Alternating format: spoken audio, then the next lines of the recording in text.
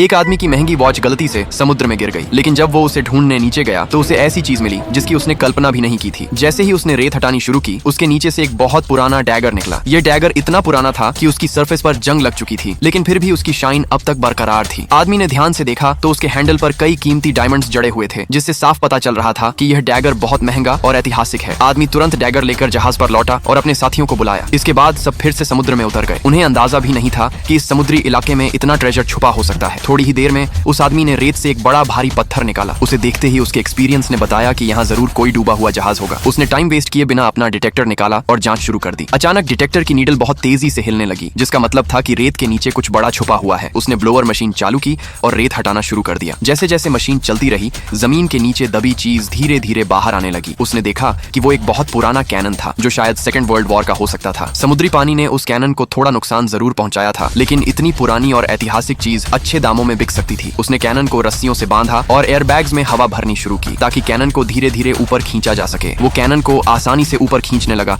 लेकिन जैसे ही वो सरफेस के पास पहुंचा, अचानक एक हाई स्पीड बोट उसके ठीक ऊपर आ गई। पता चला कि मरीन पुलिस आसपास पेट्रोल कर रही थी। उन्होंने देखा कि वहां एक जहाज खड़ा है, जबकि यह इलाका एक्सप्लोरेशन के लिए प्रोहिबिटेड था। इसलिए उन्होंने कैनन को पानी से बाहर निकालने की हिम्मत नहीं की। उसके एक साथी ने पुलिस को बातचीत में उलझाने की कोशिश की, लेकिन पानी में ज्यादा देर तक रुकना आसान नहीं था। इसी बीच पॉल ने फैसला किया कि वो थोड़ा ऑक्सीजन रिलीज करके कैनन को वापस नीचे गिरा देगा, लेकिन उसके एक साथी से गलती हो गई और उसका हाथ फिसल गया। उसने एक बार में सारा ऑक्सीजन रिलीज कर दिया। कैनन तेजी से नीचे गिरने लगा और उसका साथी भी उसके साथ खींचता चला गया। उसका एक हाथ कैनन के नीचे फंस गया। सब साथी मदद के लिए आगे आए, लेकिन कैनन इतना भारी था कि कोई उसे हिला भी नहीं पाया। ऊपर से ऑक्सीजन भी लगभग खत्म हो चुकी थी। अगर ऐसे ही चलता रहा तो सबकी जान जा सकती थी। इस संकट की घड़ी में पॉल ने दिमाग लगाया। उसने बची हुई ऑक्सीजन एयरबैग्स में भरी और पूरी ताकत से कैनन उठाने की कोशिश की। एयरबैग्स की मदद से सबने मिलकर अपने साथी को बचा लिया। जब सब जहाज पर लौटे तो देखा कि मरीन पुलिस अब भी वहां खड़ी थी, लेकिन किस्मत ने साथ दिया क्योंकि उनके साथी नीला ने देखा कि पुलिस में से एक उसका पुराना दोस्त था। थोड़ी बातचीत के बाद उसने उन्हें वहां से जाने दिया। इस घटना के बाद पॉल को यकीन हो गया